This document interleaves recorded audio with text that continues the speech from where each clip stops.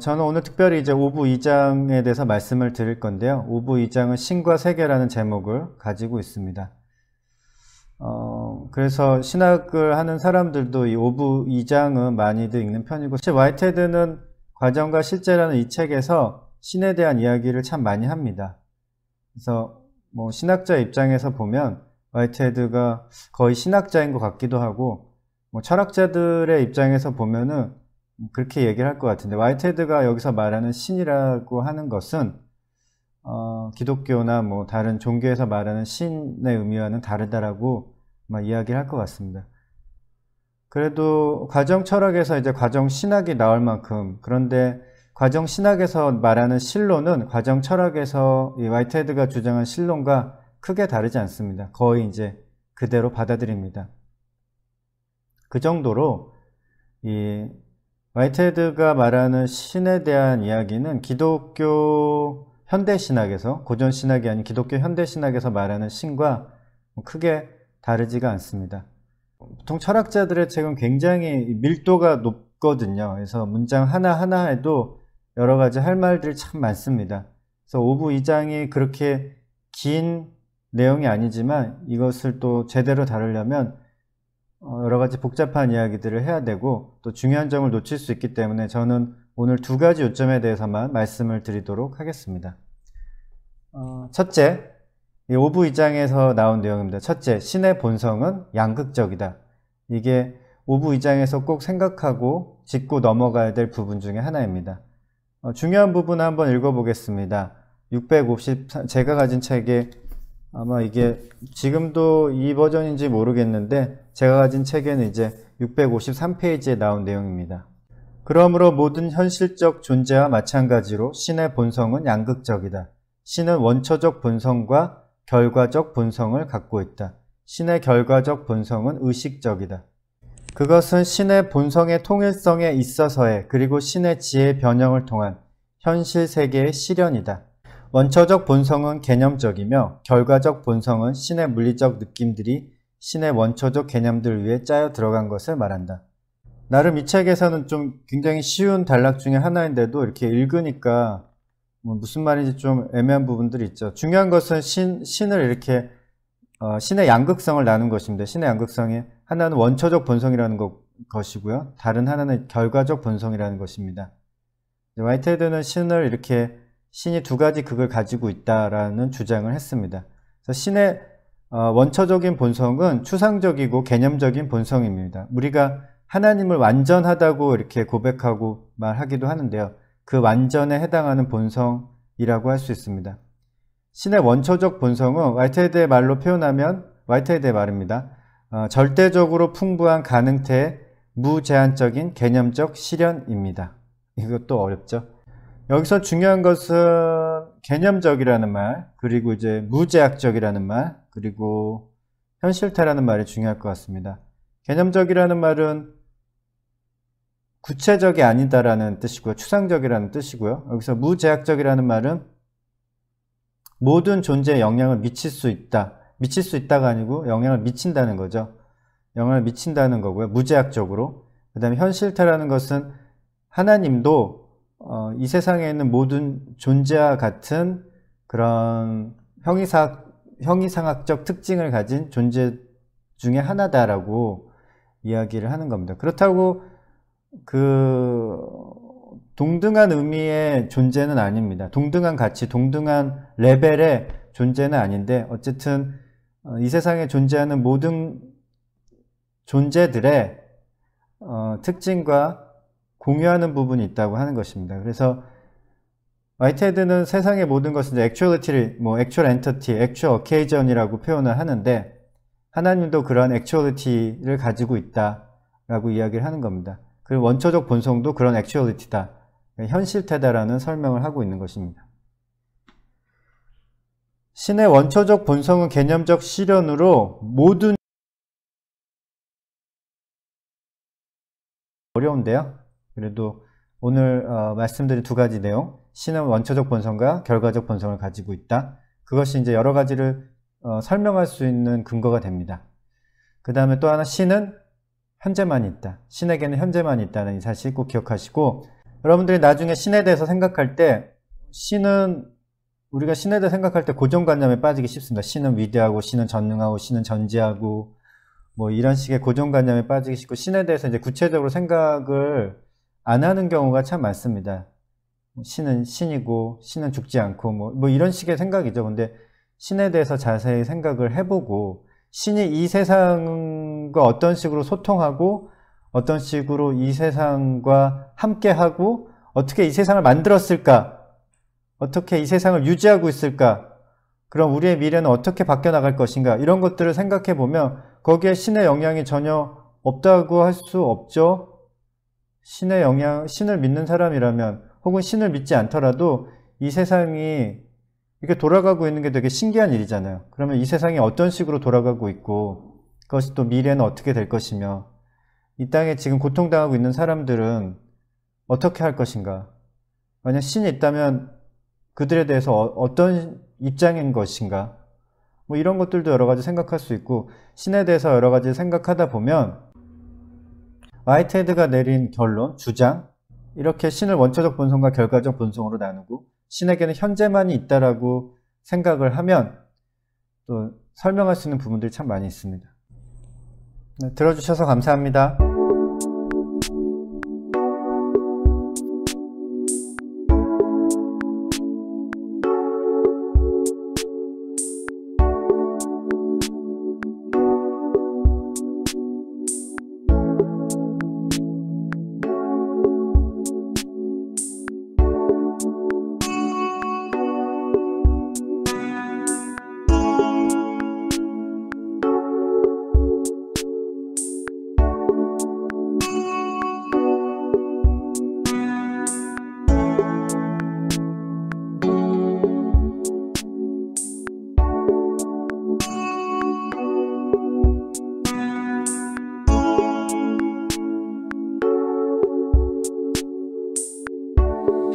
한국 화이트헤드학회에 참석해 주신 모든 분들을 진심으로 환영합니다. 이제 한국 화이트헤드가 20년이 되었습니다. 이 뜻깊은 해를 맞이해서 우리 창립 20주년 국제학술대회를 개최하게 되었습니다. 우선 이 국제학술대회를 통해서 화이트헤드 철학과 현대 철학의 논의들이 확대 재생산되어서 한국 철학계와 신학계에 큰 도움이 되었으면 합니다.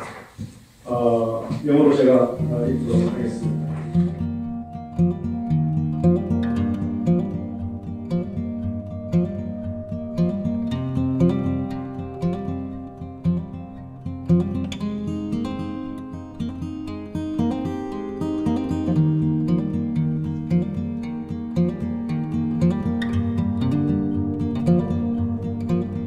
영국의 수학자가 하나 있었습니다.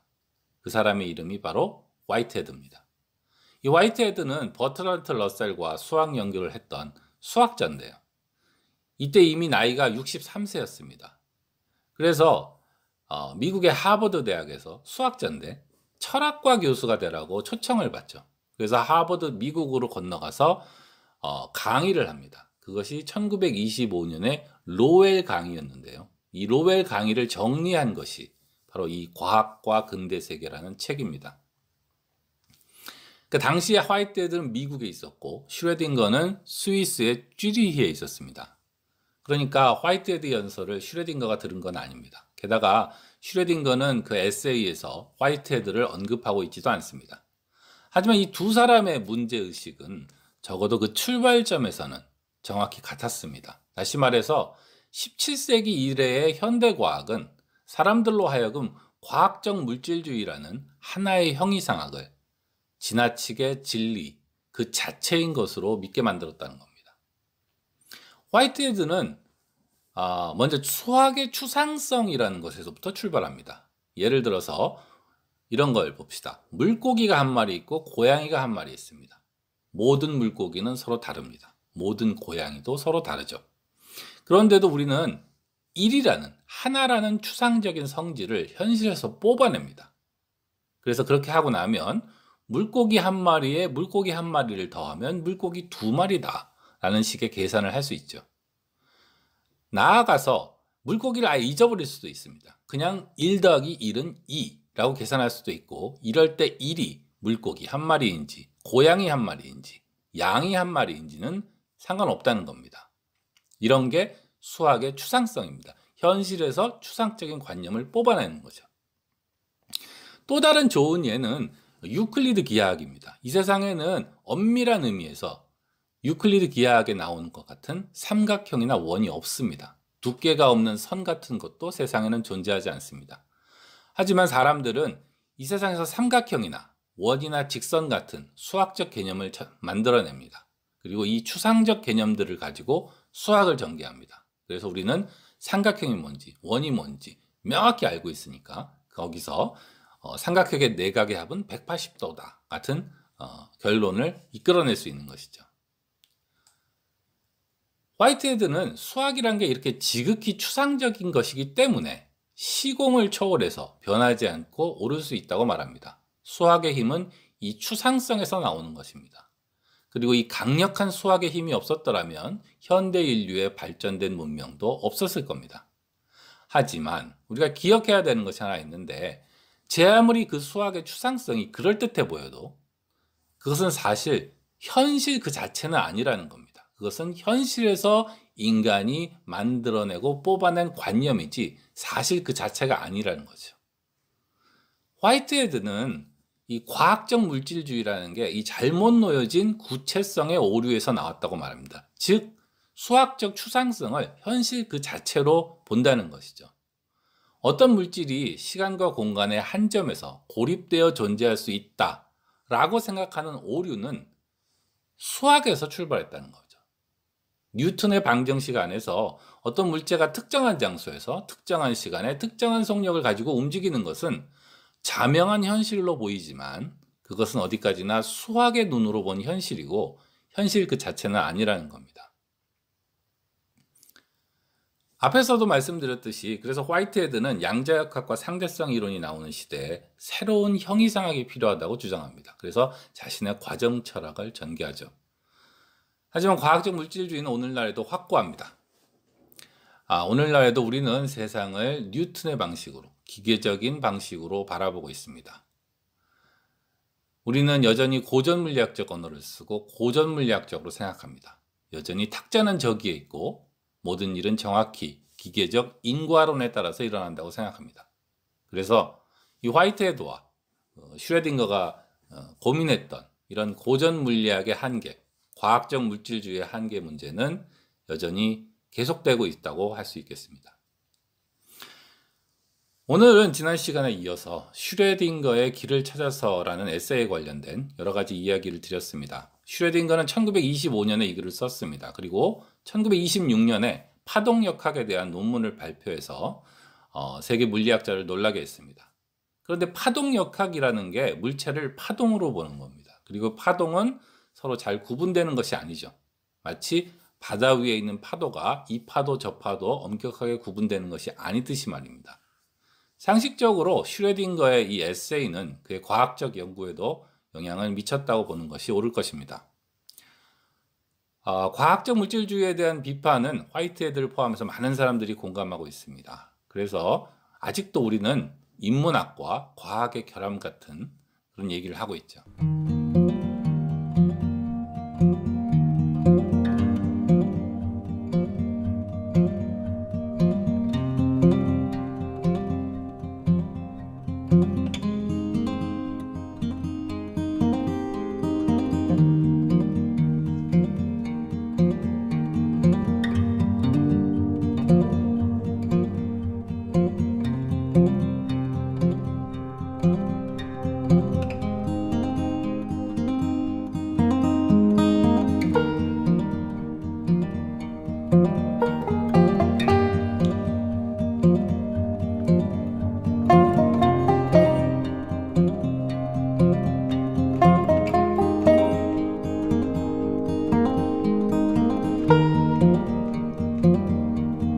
플라톤의 전통은 뭘 따르고 있냐면 파르메니데스 이래로 존재의 전통을 따라.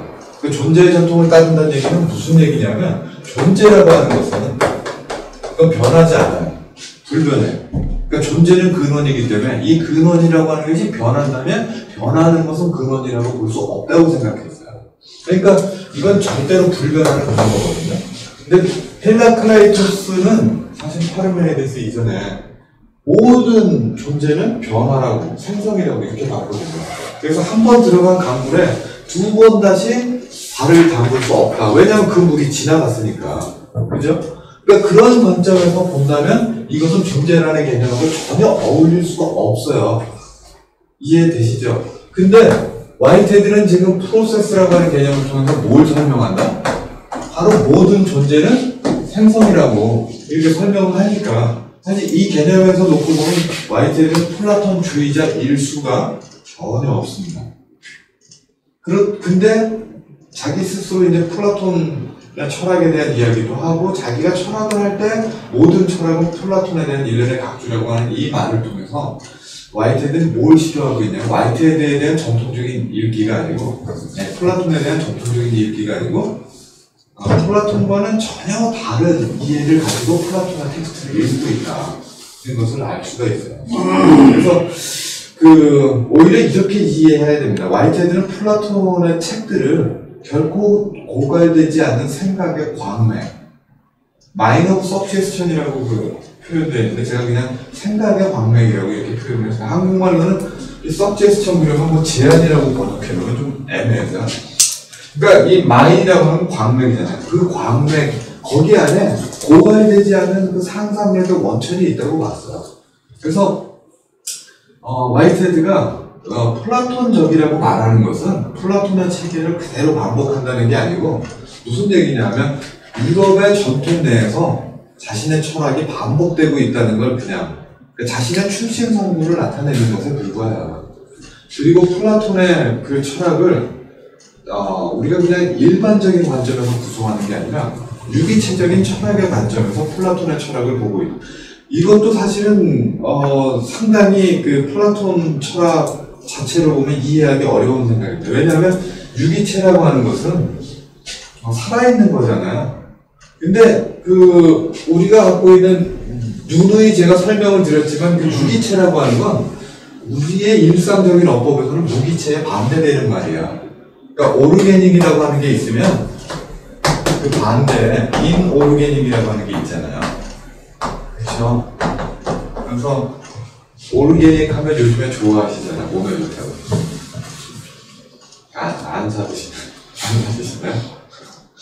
저 미국에 있을 때도 이 오르게닉 푸드 하는 데는 좀 비싸더라고요.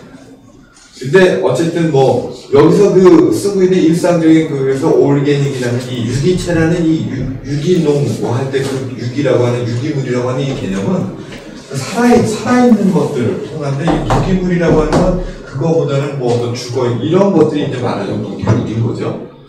그러니까 와이테드의 유기체 철학은 사실 이분법적인 애니 구조 이하예요.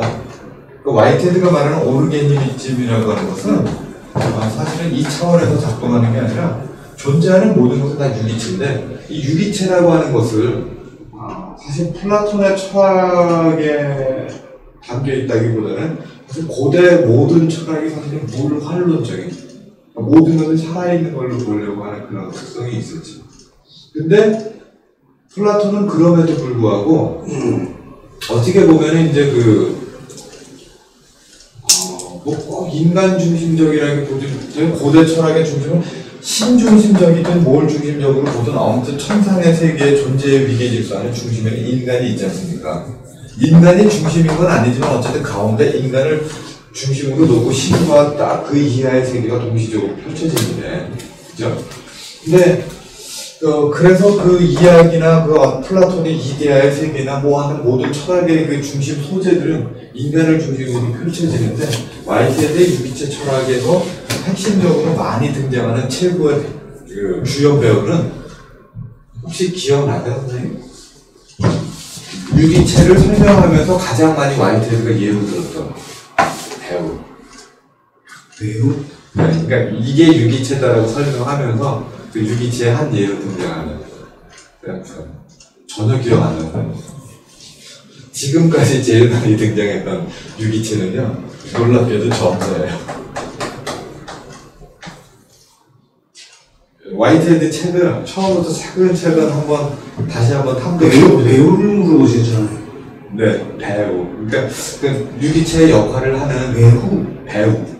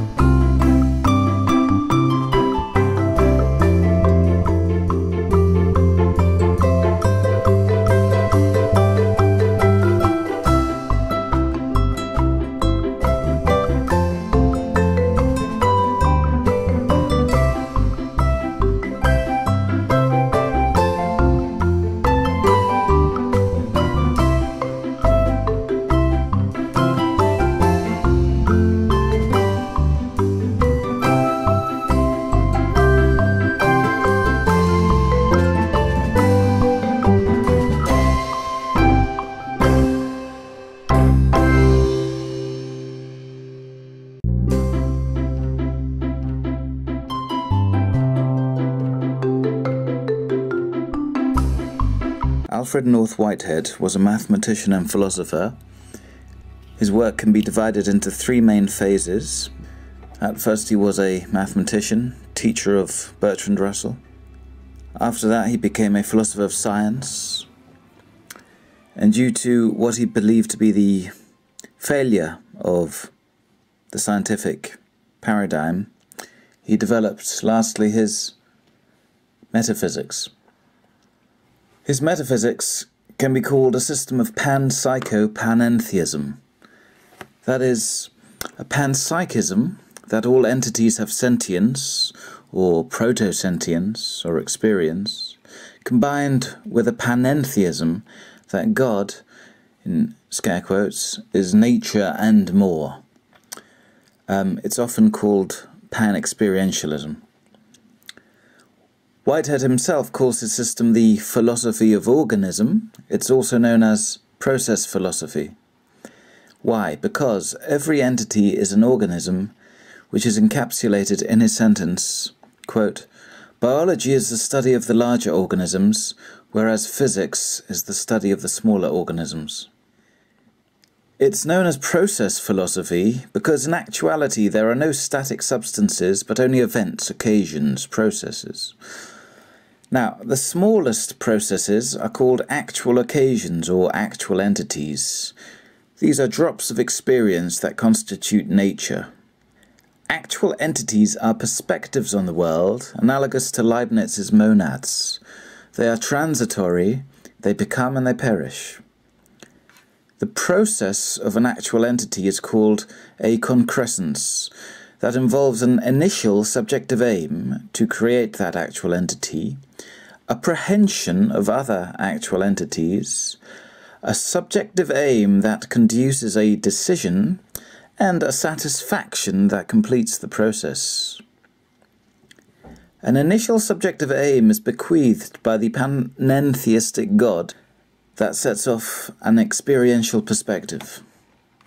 An actual entity prehends other actual entities, but not in the traditional relation of representation to object, but rather as part to whole. That is to say, the prehension of an actual entity is the actual inclusion of that entity within itself. This fusion he calls vectoring. There is no absolute subject-object dichotomy. The type of qualia that an actual entity employs for its prehension is called an eternal object. These eternal objects are metaphysical pure potentials and subsist within a realm of God. Prehensions can be positive or negative, physical or conceptual. Positive prehensions are of what is included within the actual entity. Negative prehensions reject entities and concepts for inclusion.